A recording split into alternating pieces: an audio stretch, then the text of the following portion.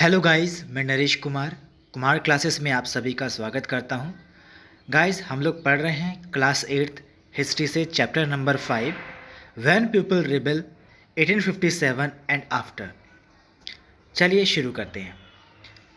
Policies and the people.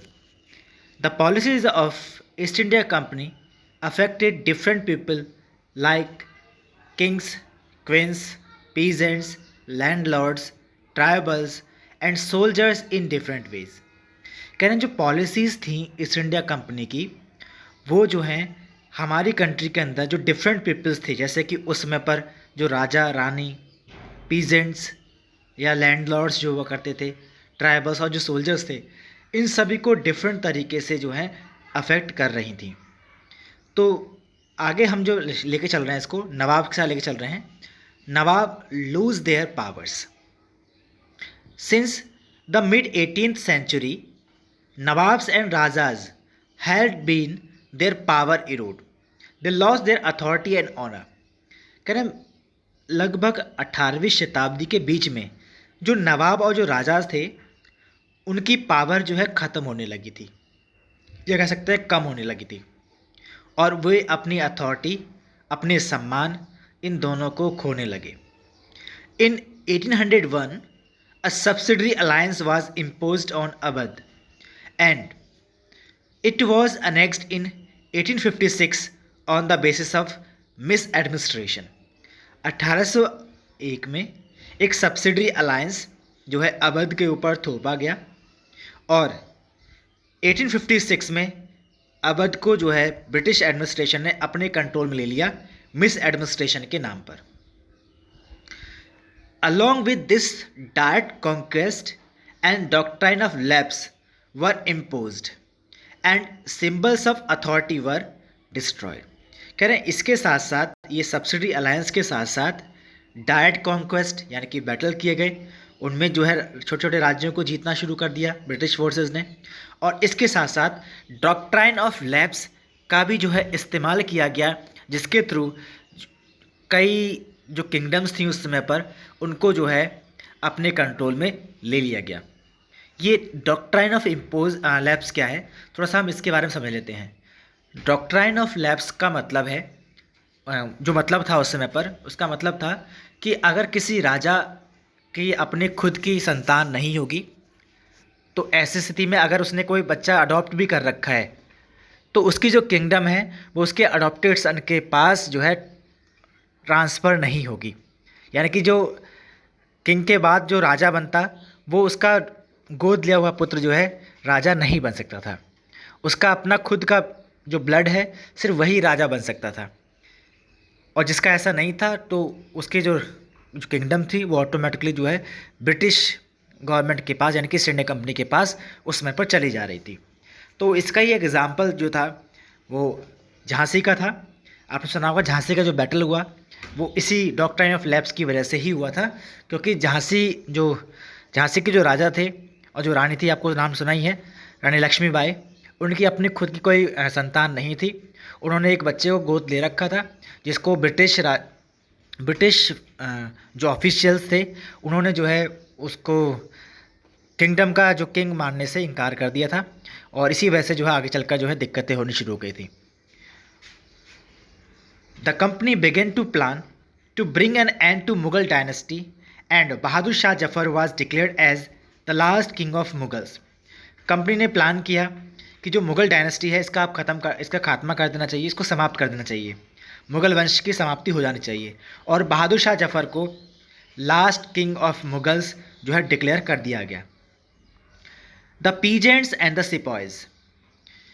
In the countryside peasants and zamindars resented the high taxes and the rigid methods of revenue collection। कह रहे देश के कोने कोने में जो पीजेंट्स या जो जमींदार थे उनको हाई टैक्सेस पे करना पड़ रहा था, जिसकी वजह से वो उसका विरोध कर रहे थे, और जो रिजिड मेथड्स थे रेवेन्यू कलेक्शन के वो उनका भी अपोज कर रहे थे। The Indian sepoys in the employment of the company were unhappy about their pay, allowances and conditions of services. कह रहे हैं उस समय पर जो भारतीय सिपाही जो कि कंपनी के लिए काम कर रहे थे वो भी अनहैप्पी थे उनको जो पे मिल रही थी, उनको जो अलाउंस मिल रहे थे और उनको जो कंडीशंस ऑफ सर्विस अवेलेबल कराई जाती थी, उसकी वजह से। ऐसा क्यों था, उसके पीछे रीज़न आपको थोड़ा सा बताता हूँ। जो ब्रिटिश जो ब्रिटिश सिपाही थे, उनको फैसिलिटीज़ बिल्कुल अलग तरीके की दी जा रही थी, उनको बहुत सारे अलाउंस दिए जा रहे थे। इसके साथ साथ उनकी जो वर्किंग जो कंडीशंस थी वो भी बहुत अच्छी थी। लेकिन जो इंडियन सिपाहीज, यानी कि जो भारतीय लोग जो है ब्रिटिश फोर्सेस में जो एम्प्लॉयमेंट कर रहे थे, उनको ये जो कंडीशंस थी, वर्किंग कंडीशन, वो बहुत रफ कंडीशंस थी। उनको पे भी ब्रिटिश सिपाही जो थे उनके मुकाबले कम दी जा रही थी। इसके साथ साथ इनको अलाउंसेस भी जो है डिफरेंट दिए जा रहे थे और इनको ट्रीटमेंट भी इक्वल नहीं था। ये वजह थी जिसकी वजह से जो इंडियन सिपाही थे वो खुश नहीं थे। Moreover some new rules violated their religious sensibilities and beliefs. कुछ नए रूल्स भी थे जो कि उस समय जो भारतीय सिपाही थे, जो ब्रिटिश कंपनी के लिए जो है काम कर रहे थे, ठीक है, उनकी जो धार्मिक सेंसिबिलिटी थी और जो बिलीव्स थे उसको वायलेट करने वाले ऐसे बहुत सारे रूल बन गए थे। बट ब्रिटिश ने क्या है इसको कंपलसरी कर रखा था कि वो हर किसी को वो टर्म्स जो है फॉलो करने पड़ेंगे। Sipahis also had the agriculture background. सिपाहियों का जो था एग्रीकल्चर बैकग्राउंड भी था। So they were directly affected with revenue policy of the British. और इसी वजह से वो ब्रिटिश फोर्सेस की या ब्रिटिश की जो आपकी एग्रीकल्चर से रिलेटेड जो रेवेन्यू पॉलिसी थी उससे वो भी डायरेक्टली अफेक्ट हो रहे थे। अब बात क्या है रिफॉर्म्स की, हम जब रिस्पॉन्सेज बात करें, रिस्पॉन्सेज टू रिफॉर्म, ये जो चेंजेस हो रहे थे लगातार इंडिया में, उसका रिस्पॉन्स कैसा रहा। The British believe that Indian society had to be reformed. Britishers का ये मानना था कि भारतीय जो समुदाय है उसको रिफॉर्म करने की ज़रूरत है। Laws were passed to stop sati practice and to encourage remarriage of widows. कह रहे हैं उस समय पर बहुत सारे लॉज जो पास किए, जिनमें से एक इम्पॉर्टेंट लॉ था सती प्रैक्टिस को स्टॉप करना और एनकरेज करना विधवा पुनर्विवाह को। The literature and the culture of India was also made to feel by Britishers as obsolete and unworthy. उस समय पर जो भारतीय लिटरेचर था, भारतीय जो साहित्य और भारतीय जो संस्कृति थी, उसके बारे में ब्रिटिशर्स ने माना कि ये ऑब्सोलेट है और अनवर्थी है। One of the British writer said that the entire literature of India and Arab is equal to one shelf of the books of English literature. कहना उनमें से कुछ राइटर्स थे, या कह सकते हैं जो ब्रिटिश राइटर्स थे, उनका कहना था कि भारत का जो लिटरेचर है और जो अरब का लिटरेचर है वो लगभग इंग्लिश लिटरेचर के वन शेल्फ ही है, या उसके वन शेल्फ के बराबर ही है। Indian took these reforms as offense to their culture and heritage and considered them as subordination of religious practices and oppose them. और जो इंडियंस थे उन्होंने इन रिफॉर्म्स का अफेंस करना शुरू कर दिया और उन्होंने माना कि ये जो है इनके कल्चर और उनके हेरिटेज के लिए सबसे बड़ा खतरा है और ये सबऑर्डिनेशन रिलीजियस प्रैक्टिसेस को बढ़ावा दे रहे हैं, जिसकी वजह से वो उन्होंने उसका अपोज कर रहे थे।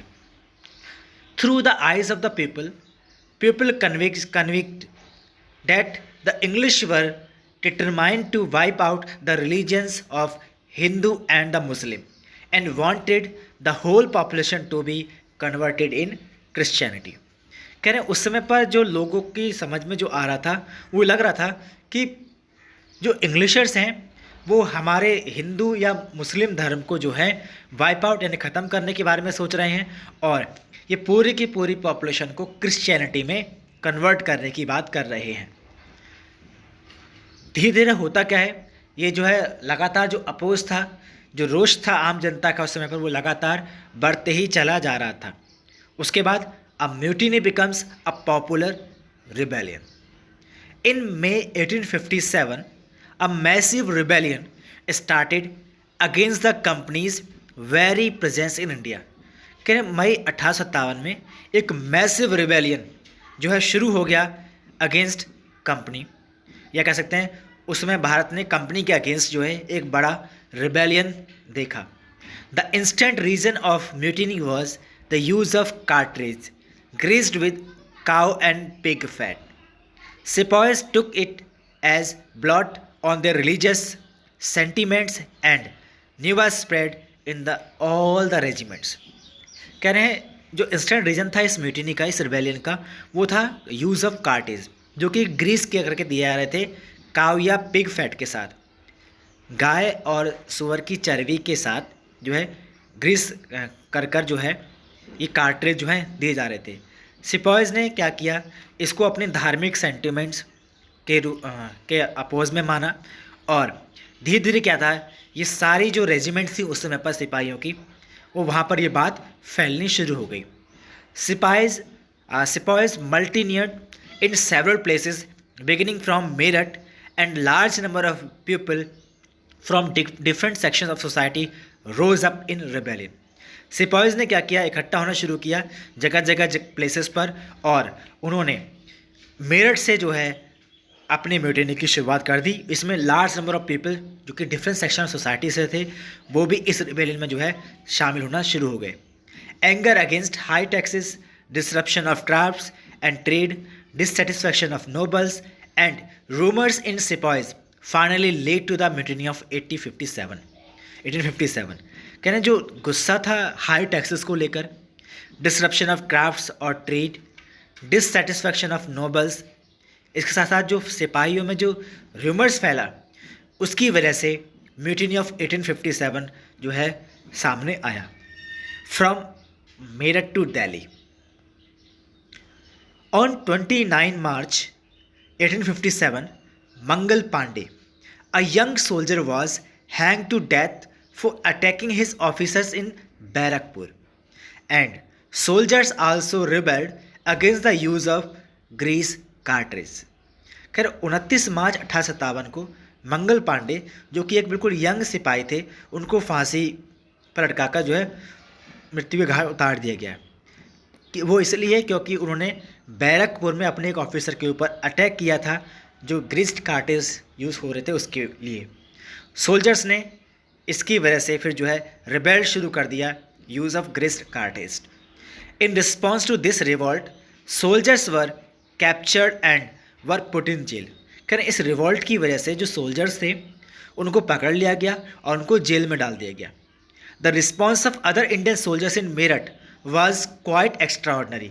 जब ऐसा बैरकपुर में हुआ तो ये घटना जो है इंडिया में जो अदर रेजिमेंट्स थी ब्रिटिश फोर्सेस की, वहाँ पर भी इसकी जो खबर पहुँचनी शुरू हुई, और उस समय पर जो अन्य भारतीय सिपाही थे खासतौर पर मेरठ में, उन्होंने कुछ एक्स्ट्रा ऑर्डनरी तरीके से जो है इसका रिएक्ट किया और उन्होंने मार्च किया जेल टू मेरठ, जो जेल थी वहाँ से मेरठ की तरफ जो है मार्च करना शुरू किया और रिलीज़ कर दिया बहुत सारे जो सिपाही जो जेल में बंद थे उनको।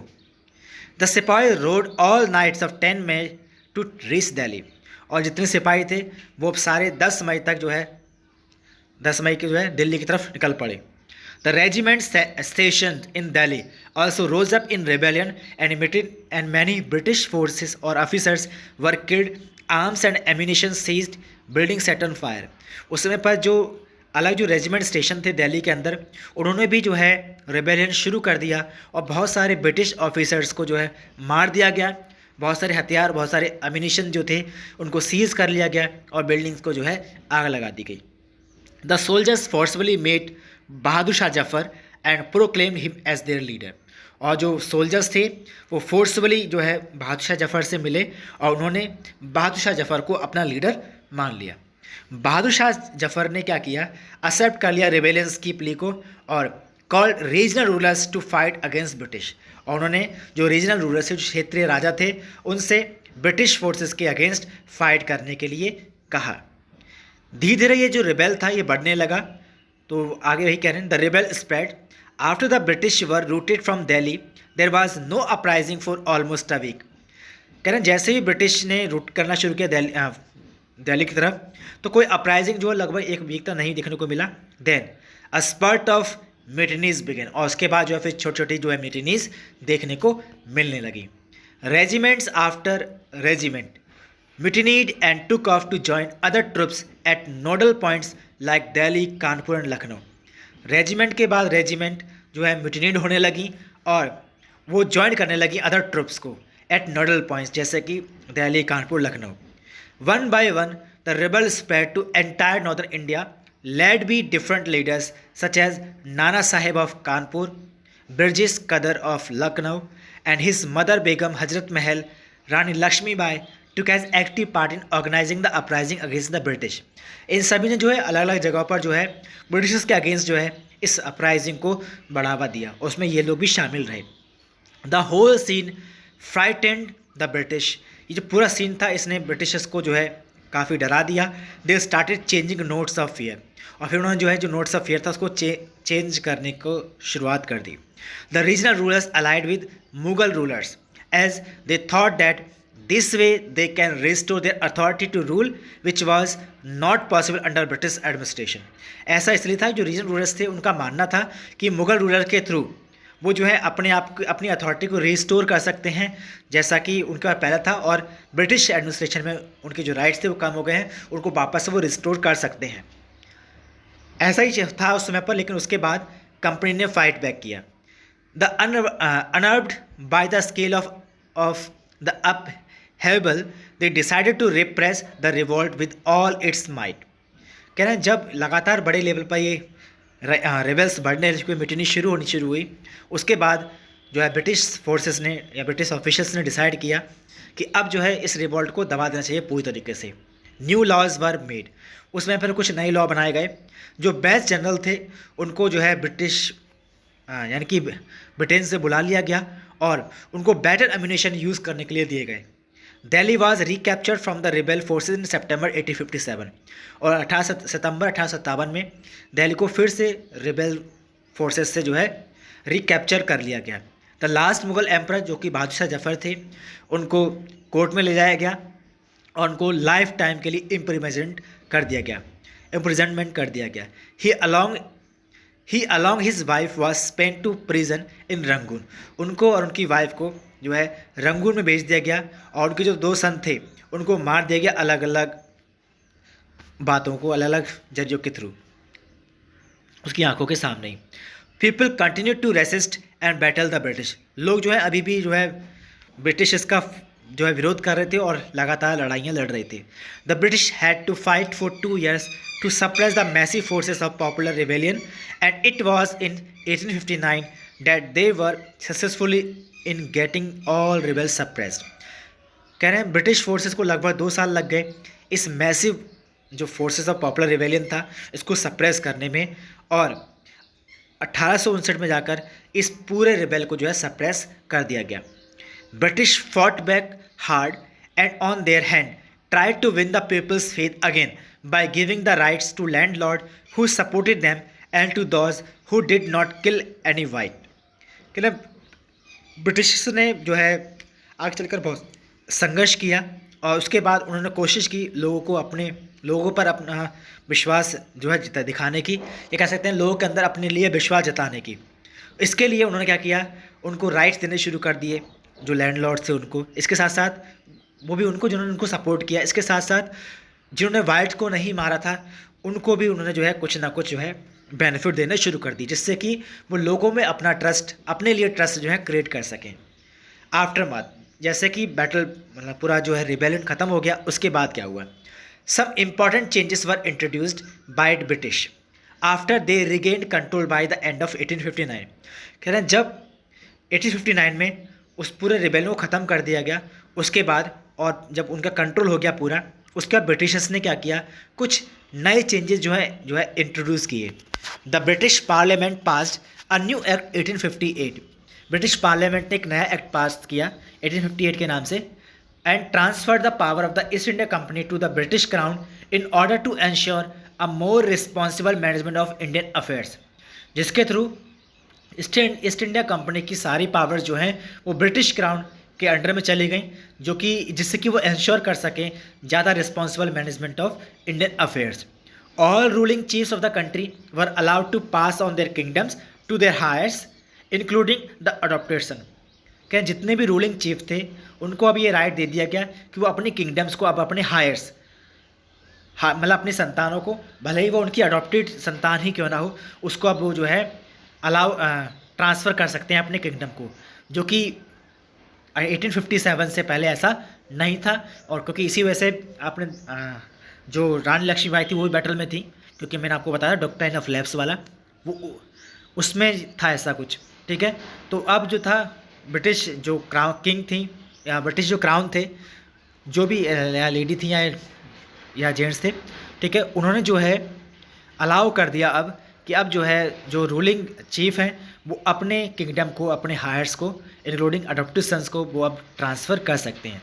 Ratio of Indian soldiers were reduced in army and European soldiers were increased.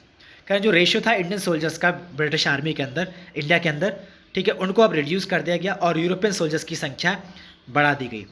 British started the policy of non-interference in social and religious sphere and just contrasted only the political sphere. Britishers ने अब start कर दिया भारत में जो social और जो religious sphere थे उन मामलों में इंटरफेयर करने में अब उन्होंने अब जो है मना करना शुरू कर दिया, यानी कि ऐसे मामलों में उन्होंने अब इंटरफेयर करना बंद कर दिया और सिर्फ उन्होंने अपने आप को पॉलिटिकल स्फेयर तक ही सीमित रखना शुरू किया। ठीक है, इसके साथ ये हमारा चैप्टर यहीं पर ख़त्म हो रहा है। आई होप आप लोगों को वीडियो पसंद आए और आप लोगों को काफ़ी कुछ समझ में आया होगा। जिन लोगों ने अभी तक चैनल को सब्सक्राइब नहीं किया है वो लोग चैनल को सब्सक्राइब कर लें और वीडियो को लाइक, कमेंट और शेयर ज़रूर करें। Thank you.